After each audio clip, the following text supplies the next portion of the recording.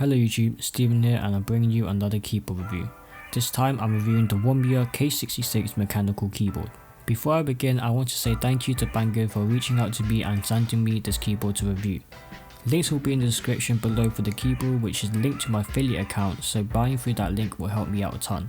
A 10% discount code is also included, which you can use at checkout for any keyboard and mice that doesn't already have a discount on it. Banggood always likes to ship using a grey mailing bag for me.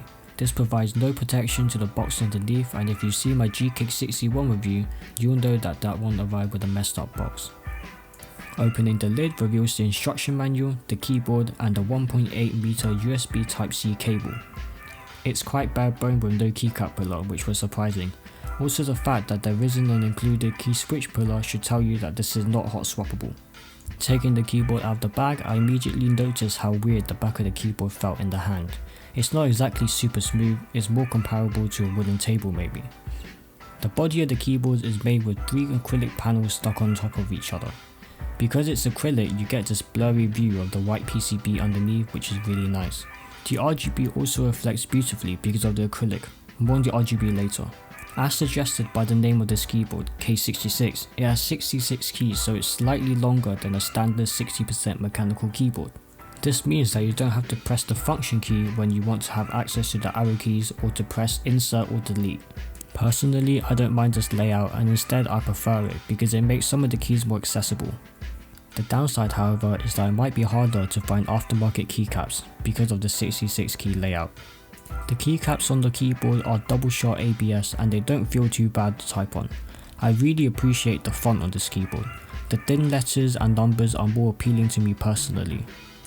Another good thing about these keycaps are how the icons and function keys on the side of the keycaps allow RGB through, making it easier to read and see in the night. The keys I've chosen for this keyboard are Gateron reds and they feel really smooth to type on. No problems yet while I'm typing the script for this review. You can also get this keyboard in black, blue or brown variant on the Banggood website. On the top of this keyboard you will find a USB-C port. On this keyboard it is located to the right side instead of the left, so keep that in mind depending on how and where you place this keyboard on your desk. On the back you are able to see the PCB slightly underneath the acrylic, and in place where you would expect to find the flip out rubber feet, you won't see them on this keyboard. The rubber feet you will find on the back only gives you a slight elevation for the keyboard, so it took some time to get used to. The RGB on this keyboard looks amazing thanks to that acrylic body. You're even able to see the LEDs on the PCB through the back. The RGB is controlled by 2 separate control keys, one for the RGB on the body and the other for the actual key switches. Something to note is that there are only 3 levels of brightness for you to adjust, so if you're one of those who like to have dim RGB in the dark, this one is still really bright at its lowest setting. I would recommend this keyboard for those of you who have a unique setup which this will fit well in, like a white setup. Pros for this keyboard will include stunning RGB, nice keycap print and unique design. Things that are not so good are the lack of flip out rubber feet, frosted back being easy to scratch and the USB-C placement being on the right side.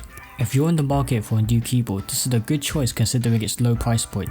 However, the K61 is also very competitive compared to this keyboard. I recommend you check out my K61 review since they are similarly priced and each have their own pros and cons. Thank you for watching this video. I'd appreciate it if you liked the video to push this out there on YouTube and subscribe if you want. Thank you for watching.